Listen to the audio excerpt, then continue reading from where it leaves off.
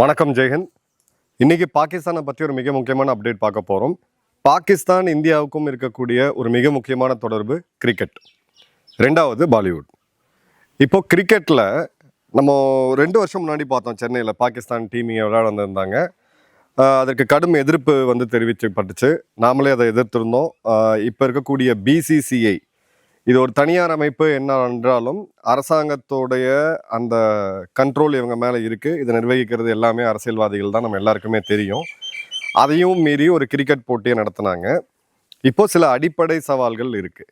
இப்போ இந்த போட்டியில் ஃபஸ்ட்டு நடத்தினது தப்பு என்னை பொறுத்த வரைக்கும். உக்ரைனும் ரஷ்யாவும் ஏதாவது ஸ்போர்ட்ஸில் கலந்துக்கிறாங்களா? இல்லை. ஏன்னா அங்கே யுத்தங்கள் நடந்துக்கிட்டு இருக்கு.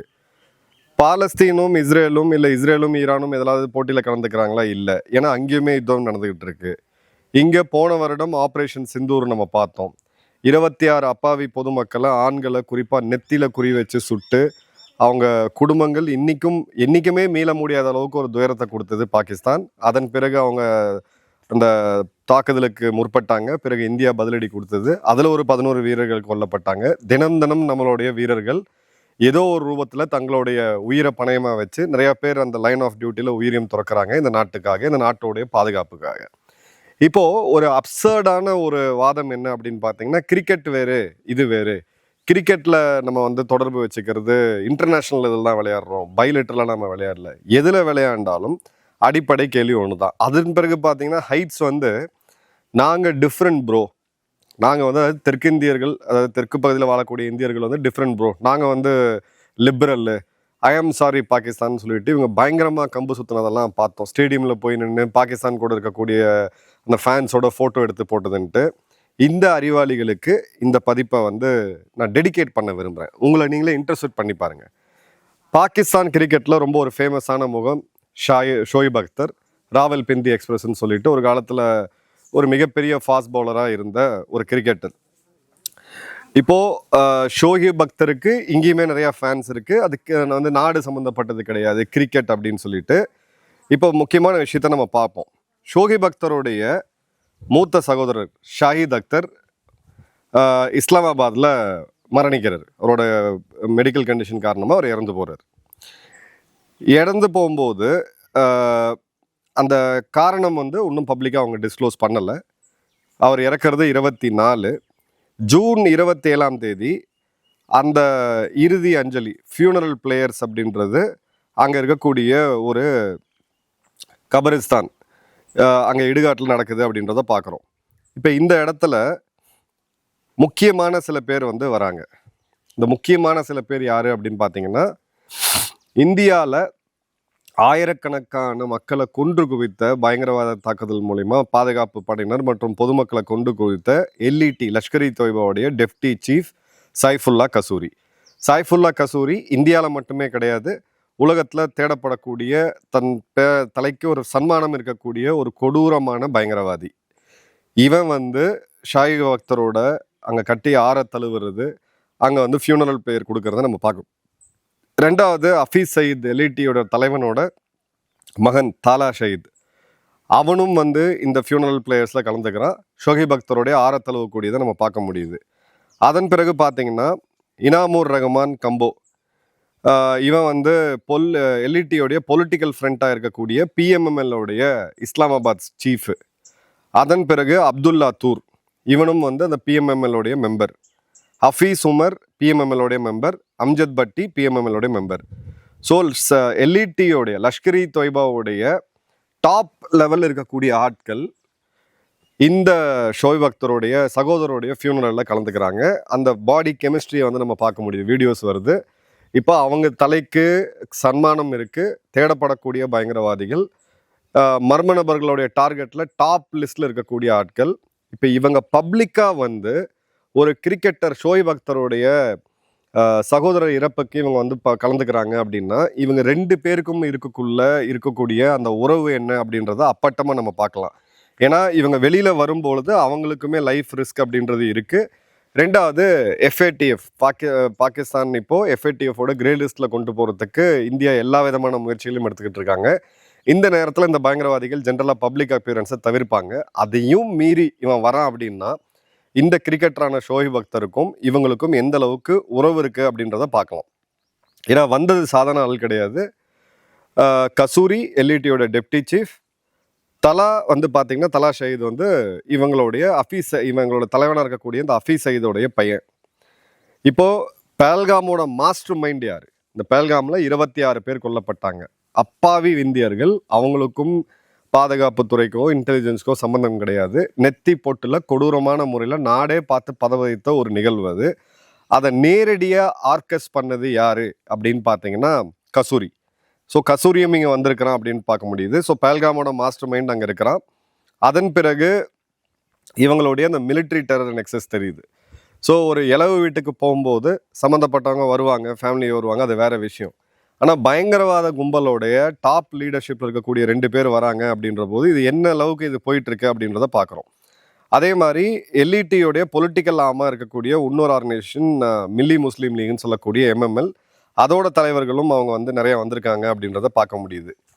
இப்போது இவங்களுடைய பேட்டர்ன் எடுத்தீங்க அப்படின்னா ராணா சனால்லா, தலா சயீத், இவங்க 2 பேரும் பாகிஸ்தான் பிஎம்ஓடைய பொலிட்டிக்கல் அட்வைசர். ராணா சனால்லாவும் இவங்களும் ஓப்பனாக இருக்கிறாங்க. அங்கே இருக்கக்கூடிய கிரிக்கெட்டர்கள் டாப் லெவலில் இருக்கக்கூடியவங்க எல்லாமே ஒரு காலத்தில் இம்ரான்கான் உட்பட இந்த பயங்கரவாதிகளோடு சேர்ந்துருக்கிறாங்க. பாகிஸ்தானுடைய இராணுவ அதிகாரிகள், அங்கே இருக்கக்கூடிய தலைமை நீதிபதிகள் ஆரம்பித்து டிஸ்ட்ரிக்ட் மேஜிஸ்ட்ரேட்லேருந்து எல்லாருமே போன வருஷம் அவங்க பயங்கரவாதிகள் 100 பேர் கொல்லப்பட்டாங்க, 100 பேருக்கும் அதிகமாக. அவங்களுடைய இறுதி சடங்கில் கலந்துக்கிட்டதை நம்ம பார்க்க முடியுது. இப்போது ஜெய்ஷ் இ முகமதோடைய கமாண்டர் மசூத் இலியாஸ் காஷ்மீரி அவன் வந்து சொன்னான், பாகிஸ்தான் சீஃபோட அசீம் முனீர் இவங்க எல்லாருமே அவர் அசீம் முனீர் நேரடியாக வர முடியாட்டும் எங்களுடைய பயங்கரவாத அமைப்புக்கு அந்த ஜிகாதுக்காக உயிர் விட்ட இந்த நூற்றுக்கணக்கான பேருக்கு அவங்க தளபதிகள் வந்திருக்காங்க அப்படின்ட்டு. இப்போ இந்த இடத்துல தான் நம்ம வந்து நம்மளை கேள்வி கேட்க வேண்டியது இருக்குது. கிரிக்கெட் வேற, பயங்கரவாதம் வேற, கிரிக்கெட் உறவு வேற. எனக்கு ஒரு குறிப்பிட்ட பிளேயரை பிடிக்கும், ஒரு ஃபாஸ்ட் பவுலர். இந்தியாவிலையும் நூற்றுக்கணக்கான ஃபாஸ்ட் பவுலர் இருக்காங்க, அது வேற விஷயம். கிரிக்கெட் பார்க்கறது தவறுதுன்னு நான் சொல்லலை. பட் எங்கேயாவது ஒரு லைன் நம்ம ட்ரா பண்ணி ஆகணும். நம்மளை நாமே சுய பரிசோதனை செய்ய வேண்டிய கட்டாயம் இருக்குது. தினம் எல்லையில் அங்கே மக்கள், நம்மளுடைய பாதுகாப்பு வீரர்கள் உயிரை கொடுத்துட்டு இருக்காங்க. நம்மளுடைய லான்ஸ் நாயக் மீனாட்சி சுந்தரம் தன்னோட முகமே டோட்டலாக செதஞ்சு போகக்கூடிய அளவுக்கு குண்டு காயத்தை வாங்கி அதிலிருந்து சர்ஜரிக்கு போய் மீண்டு வந்து இன்னைக்கு ஒரு வீரப்பதக்கமே கொடுக்கப்பட்டிருக்கக்கூடிய ஒரு செகண்ட் அந்த புல்லட் வந்து இந்த சைட்லேருந்து வராமல் நேரடியாக போயிருந்தது அப்படின்னா மூளை சிதறி இருக்கும். அவருடைய குடும்பம் இங்கே தான் இருக்குது. இப்படிப்பட்ட உயிர் தியாகங்களை செய்யறோம் தினம் ஒரு பக்கம். இன்னொரு பக்கம் நீங்கள் cricket, IIM sorry Pakistan, cricket வேற இது வேற, பிசிசிஐ வந்து வேர்ல்டு இப்போ இதில் தான் கலந்துக்கிறாங்க, இந்தியன் டீம் வந்து கலந்துக்குது, நம்ம வந்து பைலாட்ரலாக விளையாடல, ஏன் அந்த வேர்ல்டு டோர்னமெண்ட்டில் நீங்கள் பாய்காட் வந்து பண்ணிட்டு வாங்க, இன்னும் 2 டீமை சேர்த்து ஜெயிச்சுட்டு போங்க, ஃபைனலுக்கு வாங்க, யார் வேணும்னா? இல்லை அப்படியே அவங்க வந்தாலும் நீங்கள் விளையாட தவிர்க்க வேண்டியது தானே? அப்படி என்ன வந்து உங்களுக்கு வந்து கிரிக்கெட் வேண்டி இருக்குது? இல்லை நீங்கள் வந்து ஐஎம் சாரி பாகிஸ்தான் அப்படின்னு சொன்னீங்கன்னா இப்போ அவன் கிரிக்கெட்டர் கிடையாது, அவனுக்கும் இந்த எல்இடிக்கும் நேரடியான தொடர்பு இருக்குது. அப்போ அவன் வந்து விளையாடும் போது அவன் மனசுலையும் அதே விஷம்தான் இருக்குது. இந்தியர்களை கொல்லணும், இந்துக்களை கொல்லணும், இங்கே இருக்கக்கூடிய மத பிரச்சனையை உருவாக்கணும் அப்படின்னு சொல்லி, இங்கே இருக்கக்கூடிய இடத்துல மத பிரச்சனையை உருவாக்கணும்னு சொல்லி கஸ்வா இந்த் அப்படின்னு சொல்லக்கூடிய இந்த ப்ராஜெக்ட்டுக்கு இவங்க எல்லாருமே துணை நிற்கக்கூடியவங்க. ஒருத்தன் துப்பாக்கி எடுத்துகிட்டு எல்லை தாண்டி உள்ளே வரான், இன்னொருத்தன் கிரிக்கெட் யூனிஃபார்ம் போட்டிருக்கான், இன்னொருத்தன் ராணுவ யூனிஃபார்ம் போட்டிருக்கான். இதை தவிர ஏதாவது டிஃப்ரென்ஸ் இருந்ததுன்னா எனக்கு நீங்கள் தயவுசெய்து கமெண்ட்டில் பதிவிடுங்க. இப்போது 2வது ஒரு முக்கியமான இடத்துக்கு நம்ம வரோம். துரந்தர்ஸ் என்ன ஆனாங்க, துரந்தர்ஸ் வந்து லீவுக்கு போயிட்டீங்களா அப்படின்னு சொல்லி நிறைய பேர் கேட்டிருக்கீங்க கமெண்ட்டில். துரந்தர்கள் மீண்டும் ஃபுல் ஆக்ஷனில் வந்திருக்காங்க. நம்மளுடைய டீமோட யங்கஸ்ட் மெம்பர் முத்து ஒரு டீட்டெயில்டு ரிசர்ச் ஆர்டிக்கல் எழுதியிருக்காரு. இதை வந்து நம்ம எக்ஸ் தளத்தில் ஷேர் பண்ணியிருக்கிறோம். இதை வாட்ஸ்அப் மற்றும் டெலகிராம் எல்லா சேனல்லையுமே ஷேர் பண்ணுறோம். பட் இதோடைய வீடியோ தொகுப்பை நம்ம பார்க்கோம். இப்போது 3 முக்கியமான ஆட்கள் அடுத்தடுத்து மர்மமான முறையில் வந்து கொல்லப்பட்டிருக்காங்க. இதில் முதல்ல காசி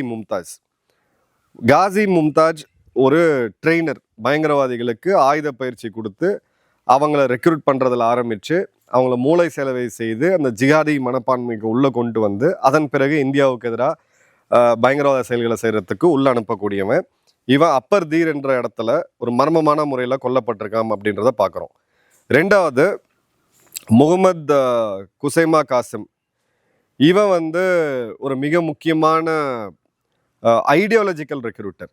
அதாவது மத ரீதியான அந்த போதனையை வேற மாதிரி கொண்டு போய் இவங்களை ரெக்ரூட் பண்ணக்கூடியவன். ப்ளஸ் ஆப்ரேஷனலாக இவங்களை கொண்டு போய் ட்ரைனிங் முடித்த பிறகு அந்தந்த இடங்களை டிப்ளாய் பண்ணக்கூடியவன். இவன் பாவல்பூரில் ஒரு ஹிட் அண்ட் ரன், யாரோ மர்ம நபர்கள் வந்து வண்டியில் இவனை மோதிட்டு நிற்காமல் போயிருக்காங்க, அதில் இறந்துருக்கிறான் அப்படின்றத பார்க்குறோம். ஆல்சோ எல்இடியோடைய மிக முக்கியமான ஃபிகராக இருக்கக்கூடிய முகமது யக்கூபோடைய பிரதர், இவன் சகோதரன். இவனோட ஃபியூனரல் அப்படின்னு பார்த்தீங்கன்னா அங்கே இருக்கக்கூடிய அப்துல் மன்னான் மக்கி போன்ற மிக முக்கியமான ஆட்களால் அட்டன் பண்ணப்படுது. சில முன்னாள் கிரிக்கெட்டர்ஸும் போய் அங்கே அட்டன் பண்ணுறாங்க அப்படின்றத பார்க்குறோம். மூணாவது காலித் பஷீர், ஒரு மிக முக்கியமான சீனியர் ஆப்ரேட்டிவ். இவனுமே செத்து கிடக்கிறான். அவன் எதனால் செத்தான், யார் செத்தாங்க, கம்ப்ளீட்டாக ரேடியோ சைலன்ஸில் பாகிஸ்தான் இருக்குது. இதை பற்றி யாருமே பேசக்கூட இல்லை. ஸோ இந்த இடத்துல எல்இடி மட்டும் இப்போ ஜெய்ஷே முகமது இருக்குது, லஷ்கர் இ தொய்பா இருக்குது, ரெண்டு முக்கியமான அமைப்புகள் இருக்குது. இந்த ரெண்டு அமைப்பில் கடைசியாக பஹல்காமில் சம்மந்தப்பட்டது லஷ்கர் இ தொய்பா அமைப்பு தான். இவங்களை குறி வச்சு வேட்டை வந்து அதிகமாகுது. இப்போ பொதுவாக பயங்கரவாதிகளை வேட்டையாடுறது அப்படின்றது ஒன்று. எல்இடியோடைய முக்கியமான ஆட்களை குறி வச்சு பஹல்காம் சம்மந்தமாக இருந்தவங்க, இதுக்கு முன்னாடி இருந்த தாக்குதல் சம்மந்தப்பட்டவங்க, மும்பை தாக்குதல் அப்படின்னு சொல்லி பழைய அக்கௌண்ட்லாம் இப்போ நிறையா டேலி பண்ணிட்டு இருக்காங்க மர்ம நபர்கள் அப்படின்றத பார்க்குறோம். ஸோ காசி மும்தாஜ், குசைமா ஷாஹித் மற்றும் கலீத் பாஷிர், இவங்க 3 பேருமே ரொம்ப ரொம்ப முக்கியமான ஆட்கள் லஷ்கர் இ தொய்பா அமைப்பில். இந்த 3 பேரும் ஜஸ்ட் 10 நாளுக்குள்ள ஒருத்தர் மாற்றி ஒருத்தர் வந்து மர்மமான முறையில் கொல்லப்பட்டிருக்காங்க. இதில் ஒருத்தர் மட்டும் ஹிட் அண்ட் ரன் கேஸ் அப்படின்னு சொல்லி டிக்ளேர் ஆகிருக்கு. இப்போது துரந்தர் படம் 2 பகுதியாக வந்துச்சு அப்படின்றத நம்ம பார்த்தோம். அதில் முதல் பகுதியில் அந்த லயாரி கேங்குன்னு சொல்லக்கூடிய அந்த கேங்ஸ்டர்ஸு, அவங்களுடைய டைரக்ட் சப்போர்ட் இவங்களுக்கு பயங்கரவாதிகளுக்கு இருந்துச்சு. அவங்க எப்படி வேட்டையாடப்பட்டாங்கன்றத படத்தில் காமிச்சிருந்தாங்க.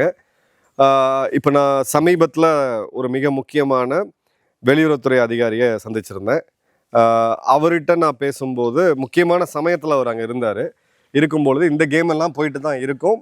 இனிமே அவங்களுக்குமே நம்ம கொடுத்துருக்கக்கூடிய மெசேஜ் என்ன அப்படின்னு பார்த்தீங்கன்னா, எவன் இந்தியாவுக்கு எதிராக பயங்கரவாதத்தை பண்ணுறானோ அவன் பாகிஸ்தானில் இல்லை, உலகத்தில் எங்கேயுமே சேஃபாக இருக்க முடியாது அப்படின்றத ரொம்ப தெளிவாக உணர்த்திருக்கிறோம். வெளியுறவு கொள்கை அப்படின்றது மாறும்போது நம்மளுடைய டேர்ம்ஸுக்கு நமக்கு எதிராக இருக்கக்கூடிய இல்லை நமக்கு வந்து ஆதரவாக இல்லாத நாடுகளும் லைனப் ஆகும் அப்படின்றதுக்கு கனடா ஒரு பெஸ்ட் எக்ஸாம்பிள். கனிஷ்கா ஏர் இந்தியா விமானத்தை அன்னைக்கு இருந்த காலிஸ்தானி பயங்கரவாதிகள் குண்டு வச்சு தகர்த்தாங்க. 300க்கும் அதிகமான மக்கள் கொல்லப்பட்டாங்க. அதில் அதிகமாக கனடியர்கள் தான் அப்படின்றது ரொம்ப முக்கியம். குறிப்பாக சீக்கியர்கள் அதிகமாக அதில் கொல்லப்பட்டாங்க. இந்த இன்சிடென்ட் நடந்து 30 வருடம் கழித்தும் கூட கனடா அரசாங்கம் என்ன சொல்லுவாங்க அப்படின்னு பார்த்தீங்கன்னா, இது ஒரு பாம்பிங் அப்படின்வாங்க. அந்த காலிஸ்தான் அப்படின்ற பேர் எடுக்காது.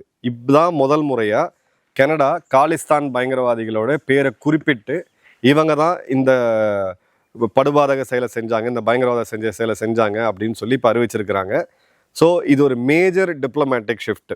அது என்னன்னா, இந்தியாவுக்கு எதிராக செயல்படக்கூடிய பயங்கரவாதிகள் உள்ளே இருந்தாலும் சரி, வெளியில் இருந்தாலும் சரி, எந்த நாட்டில் இருந்தாலும் அவங்க நிம்மதியாக இருக்க முடியாது. ஒரு சம்பவத்தில் ஈடுபட்டுட்டோ இல்லை ஒரு சம்பவத்தை செய்யறதுக்கோ அவங்க ரெடியாக இருந்தாங்க அப்படின்ற பட்சத்தில் இந்தியாவுடைய லெஜிட்டிமேட் டார்கெட்டில் அவங்க இருப்பாங்க. இப்போது ஒரு காலத்தில் பட்டான்கோட் தாக்குதலாக இருக்கட்டும், இல்லை மும்பை தாக்குதலாக இருக்கட்டும், அவ்வளோ டோசியர்ஸு அவ்வளோ ரிசர்ச் பண்ணி அவ்வளோ இன்வெஸ்டிகேட் பண்ணி இந்த நாடுகளுக்கு நம்ம கொடுத்தோம். ஆனால் அது மேலே எந்த ஆக்ஷனும் இல்லை. இந்த பயங்கரவாதிகள் ஃப்ரீயாக இப்போவும் சுற்றிட்டு இருக்காங்க அப்படின்னு பார்க்குறோம். பயங்கரவாதிகளுக்கு பென்ஷன் கொடுக்கக்கூடிய நாடு வந்து பாகிஸ்தான். ஸோ இனி இந்த முறை வேலைக்காகாது அப்படின்றது தான் வேறு சில முறைகளை நம்ம எடுத்திருக்கோம். துரந்தரோ இல்லை இந்த மர்ம நபர்களோ அஃபிஷியலாக இந்திய அரசாங்கம் இதை பற்றி ஏதாவது சொன்னாங்களா அப்படின்னு கேட்டிங்கன்னா கண்டிப்பாக சொல்லலை. ஸோ அவங்க யாருன்னு நமக்கு தெரியாது, அவங்க எதுக்கு அதை பண்ணுறாங்கன்னு நமக்கு தெரியாது. பட் அவங்க பண்ணக்கூடிய சில வேலைகள், அவங்க கொல்லக்கூடிய ஆட்கள் எல்லாமே நம்ம நாட்டுக்கும் நம்மளோட நாட்டோட மக்களுடைய பாதுகாப்புக்கும் எதிரானவர்கள் அப்படின்றதும் பயங்கரவாதிகள் அப்படின்றது மட்டும் ரொம்ப தெளிவாக இருக்குது. இப்போ இதோட ஹைட்ஸ் என்ன அப்படின்னு பார்த்தீங்கன்னா, எல்இடியோடைய தலைவன் போடுறான், அங்கே இருக்கக்கூடிய ஒரு செய்தி தொடர்பாளர் மிக முக்கியமான இதில் போடுறான், இது வந்து அன்சேஃபாக போயிடுச்சு பாகிஸ்தான், நம்மளுடைய சகோதரர்கள் வந்து கொல்றாங்க. யார் கொல்றாங்க?